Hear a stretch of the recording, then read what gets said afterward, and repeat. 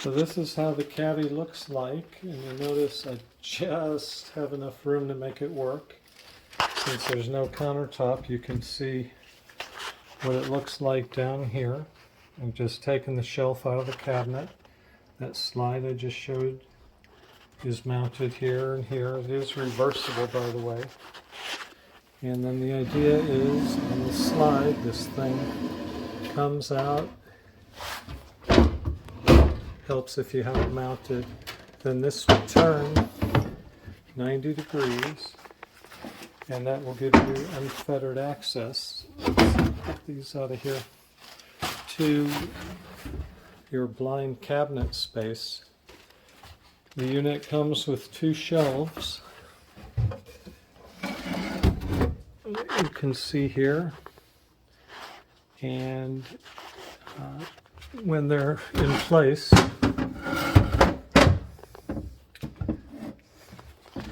I'll be able to capture almost the entire blind cabinet space.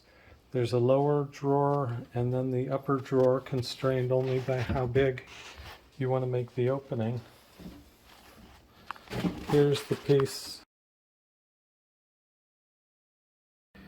And when they say you've got to remove the countertop to do this, this is why. Can't be in here with the counter, that's for sure. So now I'm getting ready to make my final cut here, and I want to make sure that I had enough meat on this cabinet wall, because in the end there's a pretty big chunk that comes out. So this is basically like a 3/4 rail. I've left myself a 1/4 inch here, since that side mounts to the bottom, and then same thing here. It's kind of a false back, so there's no structural stuff happening there. And I'll do this, and I may even tie it back to the drywall here as a reinforcement to help hold up the shelves. And then I'll make a false floor to get the elevation right. We're here today at getting close to the end of the installation of my Kitchenmate Blind Corner device. I've been obsessed with this thing for over a year, and finally this morning we got our countertops torn out, and that has allowed me to get in here and do my thing. I'm just about finished cutting out the opening in my side cabinet, and you can see that. And very first thing I had to do was modify the hinges on the door. This is a somatic European cabinet. These were the original hinges. This is a similar door, and now I've changed them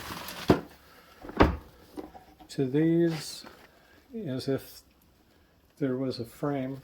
I picked them up at Home Depot for about $3 each and put them on very easily.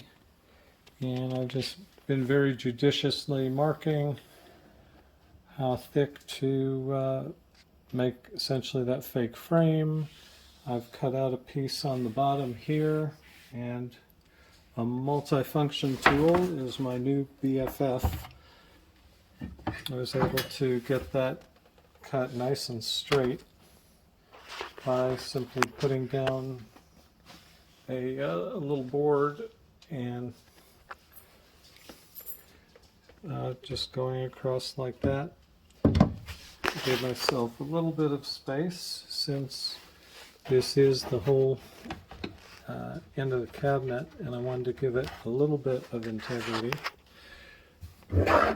The drawer will come back in when we're done, and cut up pretty high up to where the hinges are. And now I just have my last cut to make, and I'll have the opening done. As a next step, I'm going to be putting in a false floor over to here.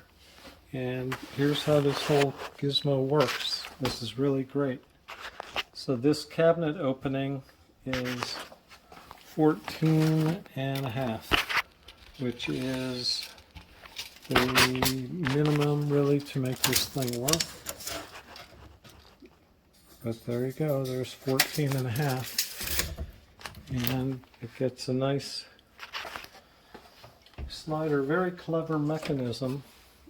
I looked at all the different things out there.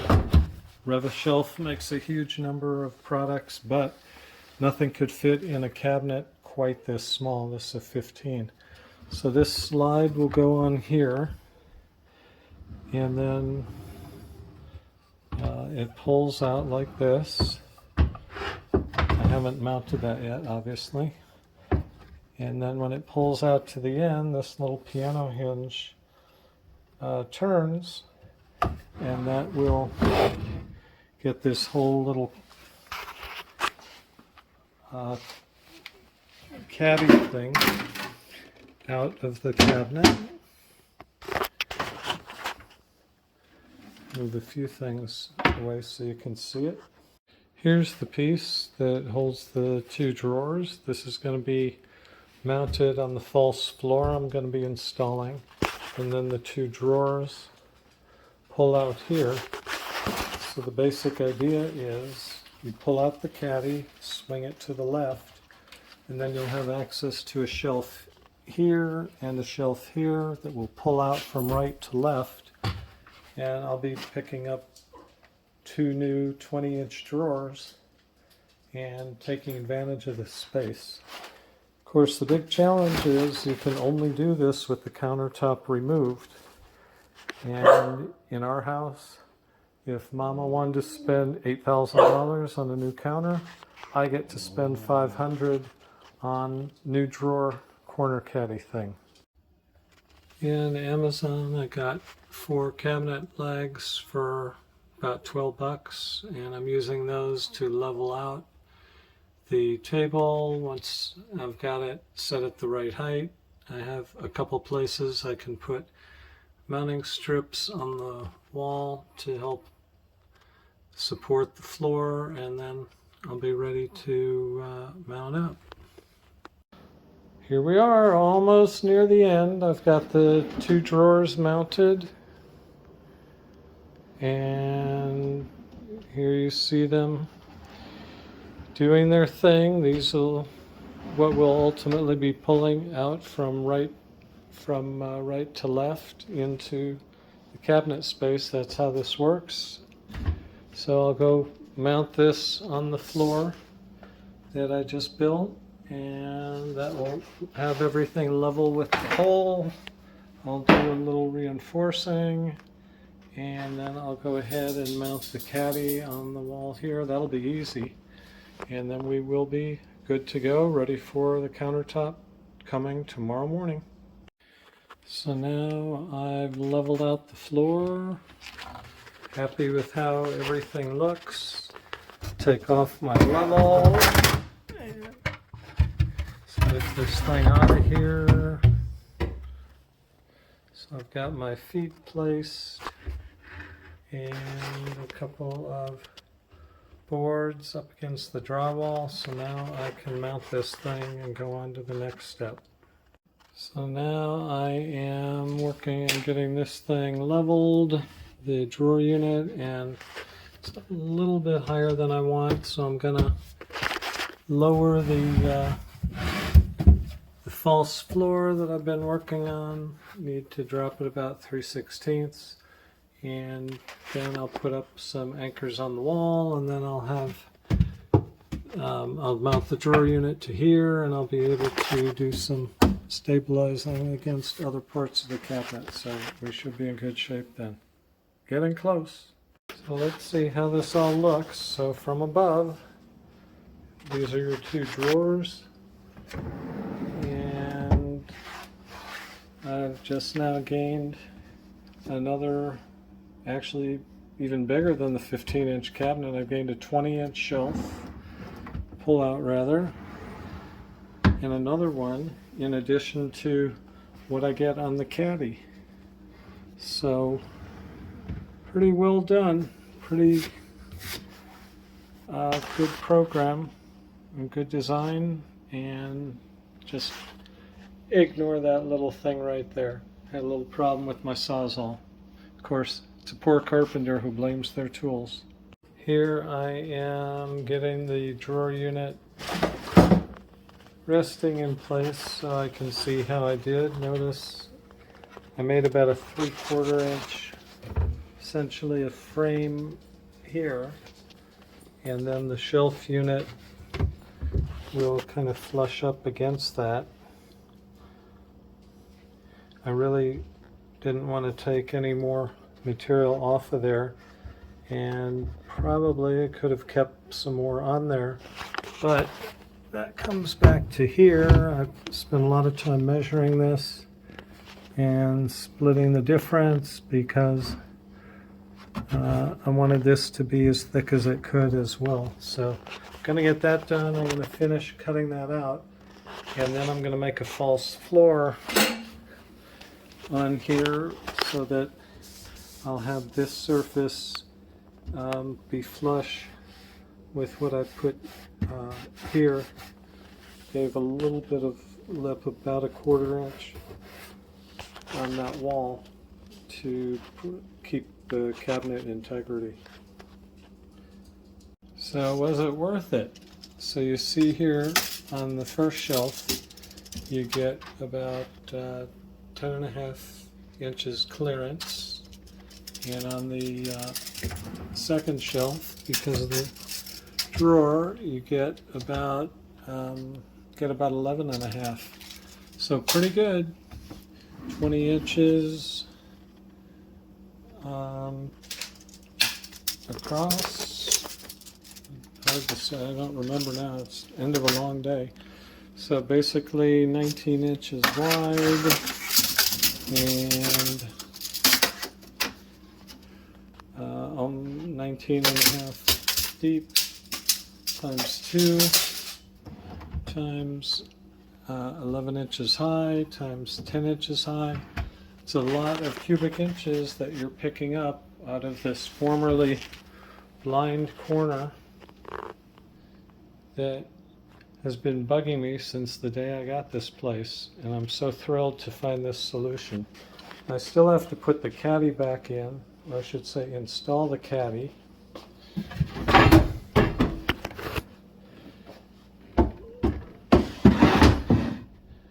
But that's what it's going to look like. So basically the process is pull the caddy out, rotate it to the left, and then have access to the drawers, which will pull out as we talked about. Glad I didn't have the countertop in here. There's no way to do it otherwise. And I did have to put a lot of effort into building that false floor. I did have to buy a multi-function tool, which I didn't have before, and the little flat tool on it worked out great. That's how I got nice straight edges here and along the bottom here. And yeah, could have done okay there, but I climbed inside the space, used my Sawzall, got a little carried away. Just getting excited to get this long project knocked out. So overall, my total costs, this unit was around $500, although I think there are places you can buy it cheaper, but I didn't have the lead time on this one. But figure somewhere around there, and then another $50 worth of materials between the particle board and some just basic hardware stuff. I bought hinges, and then $100 for the multifunction tool, and already had the rest of the cobalt kit, so didn't need to buy a battery. But that's how it works, and well worth it. And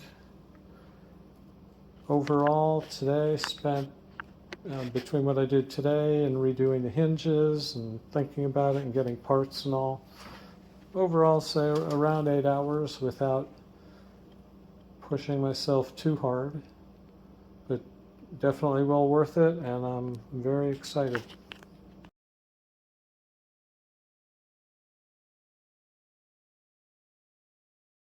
So now here's the whole operation in action.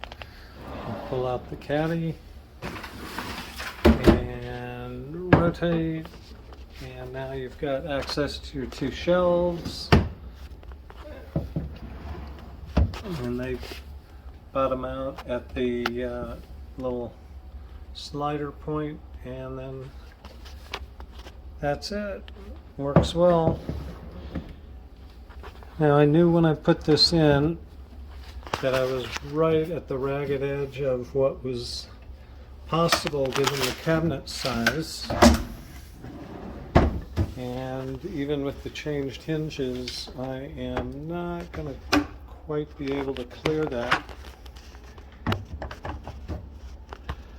So I am going to take the 3/4 mounting plates and redo those, make them 1/4 inch thick, and that will pick up the space I need on the right and clear the hinge. I will also point out the way these guys are made. If you ever did have to narrow them, it's very easy to do. You just take off these two side pieces, and then you just have to trim the front and back and trim the two shelves. These are held in here with grooves and makes it very easy to narrow. But rather than cut this nice cabinet, I can get what I need just making that adjustment there.